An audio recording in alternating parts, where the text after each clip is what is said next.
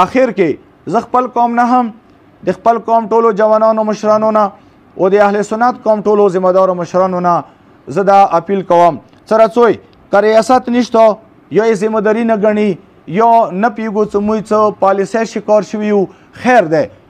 ته کورمیوال حیثیت سره ما سره کښېنه ته د سني حیثیت سره ما سره کښېنه زه بیتوري حیثیت سره تا سره کښېنم رڅوی خپله کینو د خپلې مسایل په خپله حل کو یوه بل خبره واورو یوه بل سره قدم کېږدو د یوه بل مقدساتو د یوه بل عقیدې د یوه بل مذهب د یوه بل فقه د امهات المؤمنین د اصحاب کرام د عایشه بیبي د ائمه اطهار علیه السلام دا امام ته مشترک دي که په پوهېږو دغې خبرې نه به حیثیت مسلمان دا ټول شونه امام ته مشترک دي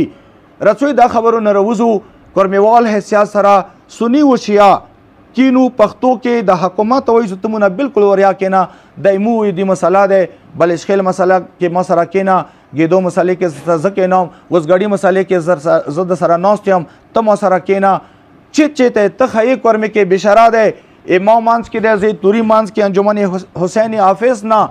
ټول اهل سنت ته دا خبره واضحه کوم څه بشرا